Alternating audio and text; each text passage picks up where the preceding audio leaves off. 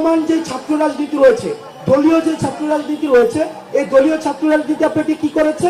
আপনাকে প্রতিদিন class miss দিয়ে মধুর ক্যান্টিনে এসে উমুক ভাই রাজপথ ছাড়ি নাই, উমুক ভাই ভয় নাই, নেতা তোমার ভয় নাই, রাজপথ ছাড়ি নাই বলে আপনাকে মধুর ক্যান্টিনে আসতে বাধ্য করেছে। এই যে বিদ্যমান দলীয় ছাত্র রাজনীতি, আপনার দলীয় ছাত্র রাজনীতি আপনার রিডিং রুমে না গিয়ে আপনাকে নেতা যখন ব্যাডমিন্টন খেলে সেখানে নেতার পাশে এসে হাতে তালি দিতে আপনাকে বাধ্য করেছে। বিদ্যমান দলীয় ছাত্র রাজনীতি আপনাকে সিটের অধিকার থেকে বঞ্চিত করে, নেতা থাকে সিঙ্গেল রুমে আর কর্মীরা থাকবে 32 জনের একটা রুমের গণরুমে। তাইলে দেখেন এই যে বিদ্যমান রাজনীতি কাঠামোতে যেখানে ছাত্র নেতাদের কথা বলার উচিত ছিল যে ক্যান্টিনে কিভাবে ভর্তুকি আনা যায়, সেখানে দলীয় ছাত্র রাজনীতিতে আমরা দেখেছি যে ক্যান্টিন থেকে কিভাবে প্রজেক্ট পার্সেন্টেজ নেওয়া যায়। দ্বিতীয়ত, যেখানে ছাত্র নেতাদের কাজ ছিল কিভাবে ক্যাম্পাসে সিটের সমস্যা সমাধান করে আবাসিক সুবিধা আরো বৃদ্ধি করা যায় সেটির জন্য কাজ করা, সেখানে আমরা দেখেছি দলীয় ছাত্র রাজনীতির যে ছাত্র নেতারা রয়েছে তারা গণরুম সমস্যাকে জিয়ে রেখে কিভাবে ছাত্রদেরকে কাজে লাগিয়ে এই প্রটোকল রাজনীতিকে ইন্ট্রোডিউস করা। আমাদের যেখানে কথা ছিল ছাত্র নেতাদের যে কিভাবে লাইব্রেরির ফ্যাসিলিটি বৃদ্ধি করা যায়, সেখানে আমরা দেখেছি দলীয় ছাত্র রাজনীতির ছাত্র নেতারা লাইব্রেরি থেকে শিক্ষার্থী এনে মধুর ক্যান্টিনে ভ্যানগার্ড দিয়েছে। আজকে এই পরিস্থিতিতে আপনি দেখবেন 5ই আগস্ট পরবর্তী সময়ে যখনই ক্যাম্পাস থেকে দলীয় ছাত্র রাজনীতির ছাত্রলীগ নিষিদ্ধ হয়েছে, ক্যাম্পাস থেকে তাদের হল থেকে তাদের উৎখাত হয়েছে, তখনই কিন্তু কৃত্রিম ভাবে যে সৃষ্ট যে সিট সমস্যাটি সেটির কিন্তু সমাধান হয়ে গিয়েছে। তার মানে এই যে দলীয় ছাত্র রাজনীতি যে নামেই থাকুক না কেন, সেগুলি শিক্ষার্থীদেরকে পুঁজি করে তাদের যে মাদার পার্টি, এই মাদার পার্টির পারপাস সার্ভ করতে যুগের পর যুগ ব্যবহার করা হয়েছে। অর্থাৎ নেতা থাকবে একদম নেতা যা বলবে, নেতা থেকে ওহি নাজির হবে এবং এই নেতার ওহি ক্যাম্পাসে বাস্তবায়ন হবে, এটাই হচ্ছে মূলত কাজ। এবং আমরা যখন দলীয় ছাত্র রাজনীতির নেতাদের সাথে বিভিন্ন ইস্যুতে দলীয় ছাত্র রাজনীতি ক্যাম্পাসে কেন থাকবে, এটার পক্ষে একটা যুক্তি হচ্ছে যে তাহলে নাকি নেতা তৈরি হবে না। আপনি যদি 48 দেখেন, আপনি যদি 71 দেখেন, 90 দেখেন, 18 দেখেন, 24 দেখেন, দলীয় ছাত্র রাজনীতির যতগুলো নেতা ছিল এই জাতীয় স্বার্থের এগেইনস্টে দাঁড়িয়েছে। 48-এ কোনো 52-তে কোনো আওয়ামী লীগ নেতার 144 ধারা ভাঙে নাই। 71-এ আওয়ামী লীগের ভূমিকা নিয়ে এখনো পর্যন্ত প্রশ্ন রয়েছে। 18-তে নিরাপদ সড়ক আন্দোলনে ছাত্রলীগের ভূমিকা দেখেছি। আমরা কোটা সংস্কার আন্দোলনে দলীয় ছাত্র রাজনীতির ভূমিকা দেখেছি। 24-এর আজকে যে গণঅভ্যুত্থানটি হয়েছে সেটি কিন্তু দলীয় ছাত্র রাজনীতির যে ব্যানারে, সেই ব্যানারে যখনই যতগুলো আন্দোলন হয়েছে সেগুলি কিন্তু সফলতার মুখ দেখেনি। যখনই ছাত্র রাজনীতি, এই যে অ্যাক্টিভিজম গুলো, এগুলো ছাত্র রাজনীতির অন্তর্ভুক্ত, কিন্তু এগুলো দলীয় রাজনীতি ছিল না, এগুলো সাধারণ শিক্ষার্থীদের পক্ষে কথা বলেছে।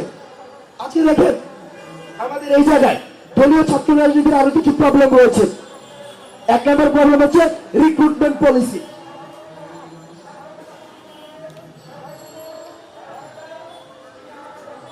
আমি একটা ঘটনা বলে, আমাদের বিজয় 71 হলে একটা ছেলে ছিল, প্রচন্ড পরিমাণ রোদ। আপনারা এখনো পর্যন্ত দেখছি বাংলাদেশের মিডিয়া এখনো পর্যন্ত আপনারা এই খুনি হাসিনাকে, ফ্যাসিস্ট হাসিনাকে আপনারা সাবেক প্রধানমন্ত্রী হাসিনা হিসাবে সম্বোধন করেন, যেটা আমাদেরকে জাতি হিসাবে বিব্রত করে।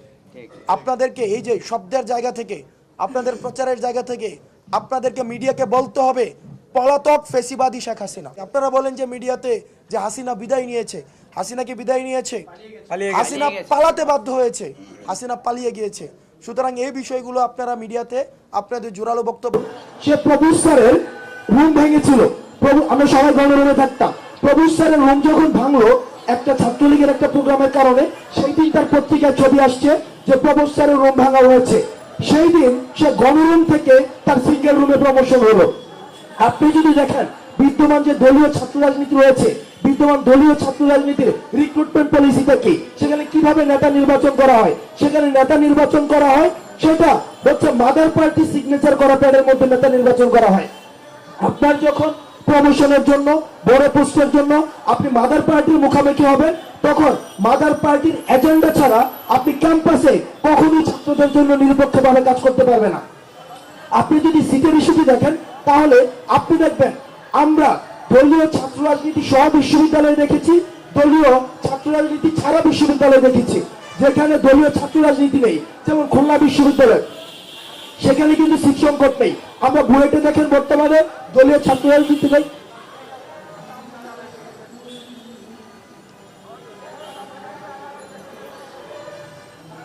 আপনি বুয়েটের কথা দেখেন, সেখানে দলীয় ছাত্র রাজনীতি নেই। এই আহতরা রাস্তায় রক্ত দিয়েছে এবং এই রক্তের উপর দিয়ে আপনি সংসদে যাবেন, তাহলে মনে রাখবেন জাতীয় বেইমান হিসেবে পরিচিত হবেন। যে আওয়ামী লীগ এখনো পর্যন্ত একটা সরি পর্যন্ত বলে নাই, এখনো পর্যন্ত তার অপরাধ স্বীকার করে নাই, তাদের সাথে কিসের রিকনসিলিয়েশন? তারা ক্ষমা চাওয়ার আগে, তারা ক্ষমা চাওয়া তো দূরে থাক, তারা এখন হত্যার হুমকি দিচ্ছে বিদেশে বসে। কিন্তু আমরা দেখছি মুরব্বীদের মধ্যে তাদের জন্য মায়া হচ্ছে। মনে রাখবেন, যারা এই রিকনসিলিয়েশনের আলাপ তুলছেন, আওয়ামী লীগকে নির্বাচনে দেখতে চাচ্ছেন, আপনারা ক্ষমতামুখী, আর আমরা আহত এবং যারা জীবন্ত শহীদ, আমরা হচ্ছে জনতামুখী। যতদিন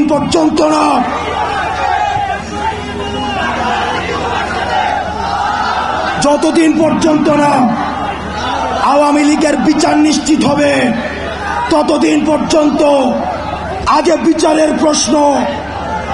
আমি মুরব্বীদেরকে বলতে চাই, যারা বিশেষজ্ঞ রাজনীতিবিদ আছেন, যারা রাজনীতি করছেন, আপনারা ক্ষমতায় যাবেন।